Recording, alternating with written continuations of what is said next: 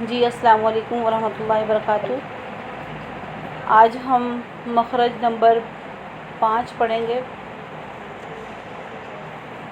تو جیم شین یا کا مخرج ہے۔ اب یہ غور سے سن لیں، جیم شین یا، جیم اور شین ہر حالت میں ان کا مخرج ہوگا یہ، لیکن جو یا ہے نا، تو یا کی حالتیں سن لیں۔ یا پہ جب زبر زیر پیش آتا ہے، یعنی یا پہ زبر ہو یا زیر یا پیش، تو تب یہ مخرج بنے گا۔ اور اس کے علاوہ جب یا خود ساکن ہوگا اور اس سے پہلے والے لفظ پہ زبر آئے گی، جسے لین کہتے ہیں، یا لین۔ یہاں پہ دیکھیں، آپ لکھا بھی ہوا ہے، میں نے آپ کو پکچر بھیجی ہے، وہاں پہ لکھا ہوا ہے یا متحرک اور یا لین۔ جیم شین کا تو ہر حالت میں یہ مخرج ہے۔ اچھا دیکھیں، ڈیفینیشن تھوڑی سی ہوتی ہے، تھوڑی سی مطلب تعارف تھوڑا سا ہوتا ہے، لیکن نا اس کو سمجھانے کے لیے میں کافی لمبا اس وجہ سے کرتے تھی کہ آپ کو بات کی سمجھ آ جائے، تو آپ ذرا دھیان سے سن لیا کریں، بات سمجھ لیا کریں، کیونکہ آپ کی سناتے وقت جب آپ سبق سناتی ہیں تو پتہ نہیں کیا سے کیا بنا دیتی ہیں۔ تو دیکھیں، جیم اور شین جو ہے اور یا، ان کا مخرج ہے، ٹھیک ہے۔ جیم شین کا ہر حالت میں یہ مخرج ہے جو ابھی ہم نے پڑھنا ہے، لیکن یا کا کب مخرج ہوگا یہ؟ جب یا متحرک ہوگی۔ متحرک کسے کہتے ہیں؟ جس پہ حرکات ہوتی ہے، یعنی کہ حرکات میں سے کوئی بھی زبر یا زیر یا پیش، کوئی بھی حرکت جو ہے وہ حرکات میں سے ہوتی ہے۔ متحرک اس لفظ کو کہتے ہیں جس کے اوپر حرکت آتی ہے، جس پہ حرکت آگے ظاہر ہے وہ متحرک ہو گیا، ٹھیک ہے نا۔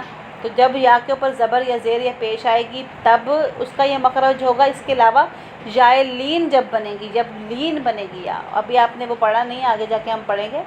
تو لین والی یا کو تھوڑا سا مختصراً یہ سمجھ لیں کہ لین والی یا اس کو کہتے ہیں جب یا پہ جزم ہوتی ہے اور اس سے پہلے والے حرف پہ زبر ہوتی ہے، جیسے حمزہ زبر یا، آئی با زبر یا، بئی تا زبر یا، تئی سا زبر، مطلب آخر تک آپ لگا لیں، کوئی بھی حرف، یا زبر یا، یہی تک آپ لگا لیں۔ تو جب یا ساکن ہو اور اس سے پہلے والے حرف پہ زبر ہو، کسی بھی حرف پہ، یا تو خود یا ہوگی، اس پہ ساکن ہوگی، جزم ہوگی، لیکن اس سے پہلے کوئی بھی حرف ہو، الف سے لے کے یا تک کوئی بھی حرف ہو یا سے پہلے، لیکن اس پہ جب زبر ہو، صرف زبر، زیر والا نہیں، یا پیش والا تو یا سے پہلے ہوتا ہی نہیں ہے، لیکن زبر اور والا صرف ہونا چاہیے، زیر والا ہوگا تو وہ یا لین نہیں رہے گا، وہ یا مدہ بن جائے گا۔ تو یا مدہ کی یہاں پہ گنجائش نہیں ہے، یا مدہ کا یہ مخرج نہیں ہے، یہ صرف یا لین کا مخرج ہے۔ یا لین وہ ہوتی ہے جس پہ جو خود ساکن ہوتا ہے، ساکن کا مطلب جس پہ جزم ہوتی ہے اور اس سے پہلے کسی بھی حرف پہ زبر آ جائے، جیسے آئی، بئی، تئی، سئی، جئی، رئی، کوئی بھی۔ تو یہ ان کا مخرج ہے۔ اب مخرج دیکھ لیں، مخرج کسے کہتے ہیں؟ نکلنے کی جگہ کو۔ تو زبان کا جو درمیان ہے، ہماری زبان کا جو درمیان والا حصہ ہے، اس سے بالکل سیدھ میں جو اوپر والا تالو ہے، زبان کا درمیان والا حصہ اور اس کی بالکل سیدھ میں اوپر والا تالو، ان کے دونوں کے ملنے سے یہ ادا ہوتے ہیں لفظ جیم اور شین۔ یا کون سا؟ یا لین والا اور متحرک یا، مدہ یا اس میں شامل نہیں ہے، ٹھیک ہے۔ وہ مدہ یا وہ ہوتا ہے یا ساکن ہو جائے، اس سے پہلے حرف کے زیر آ جائے، ای، بھی، تی، تو وہ تو یا جو ہے ہم نے اس کا پہلے مخرج پڑھ لیا ہے، تو یہ اس میں شامل نہیں ہے، سمجھ آئیے۔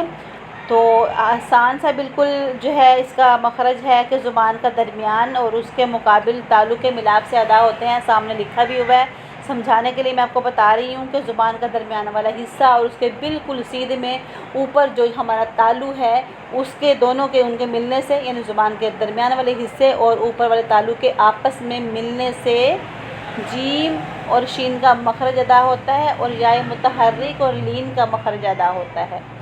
یہ آپ کا سبق ہے، میں آپ کو دوبارہ سے بتا دیتی ہوں کہ جیم شین کا مخرج اور یا متحرک اور یا لین کا مخرج یہ ہے کہ زبان کا درمیان والا حصہ اور اس کے بالکل سیدھ میں، یعنی اس کے مقابل کا جو تالو ہوتا ہے، اس کے ملنے سے یہ لفظ ادا ہوتے ہیں، یہ حرف ادا ہوتے ہیں، جیم شین یا۔